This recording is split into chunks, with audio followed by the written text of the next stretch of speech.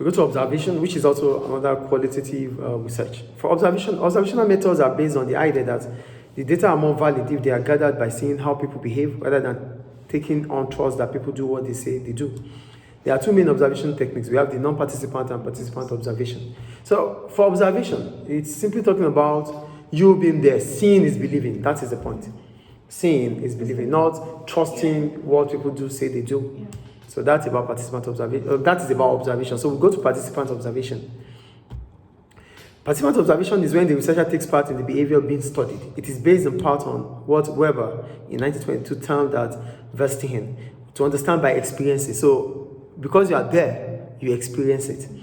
So, or as Mead in 1934 described it, the researcher's ability to take the part of the other and see things from their viewpoint, which is empathy. Participant observation can take two forms also. We have the overt system and the covert. So why do we call it overt? We call it overt because you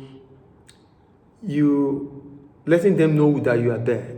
But for covert, disguising. So let's go anyway.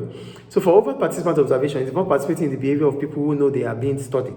So they know they are being studied. So you are part of them and they know you are there. So the researcher joins the group openly and usually conduct the research with the permission of the cooperation of the group and the cooperation of the group. So it is overt system because the participant introduces himself or herself as a researcher studying the group. That is participant observation. You get it? Overt system. Then what are the strengths of overt system? On a practical level, recording data is relatively easy because the group knows and understands the role of the researcher.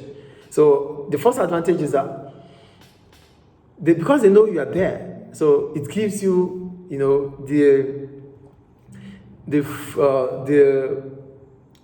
allows you to record without any pressure like, oh, I don't want them to see me. They know you are doing it, and it allows you to be comfortable doing whatever you're doing. The researcher can ask questions, take notes, and observe behavior openly. So questions can be asked, notes can be taken without you trying to cover anything, and you can do that openly because they know you're already there in the course of you telling them that you're there. With groups that have hierarchical structure, such as large businesses, the researcher can gain access to all levels, the boardroom as well as the shop floor.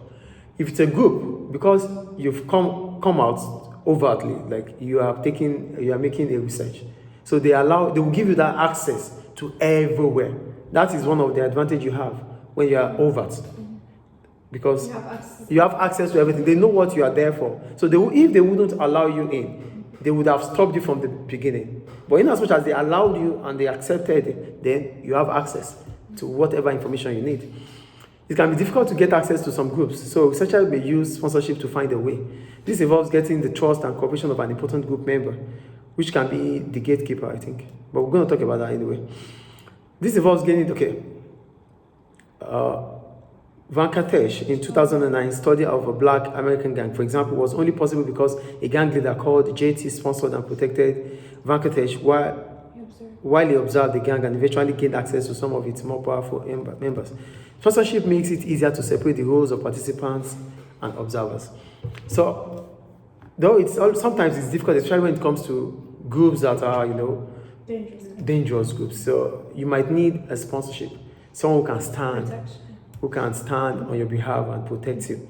So this allows you access to places that you might not easily get access to. So it reduces the chance of researchers becoming so involved in a group that they stop observing and simply become participants, known as going native. So even so, Venkatesh found there were times when his involvement was so complete that he acted like one of them and effectively ceased to be an objective and fair observer. So, when the overt system, one of the things about overt system is that no matter how you try not to be influenced with the behavior, you will still be influenced because you are part of the group, and you, one way or the other, you will still do what the group does. That is what Venkatesh is talking about there. So, but this means that the researcher not only gets on, the ability to ask questions, observe individual behaviors, and experience the day-to-day life of respondents helps researchers to build up a highly detailed picture of the lives they are describing. So this means that the researcher has not only gets to understand what people say they do, but also witnesses and experiences what people actually do, which may be different.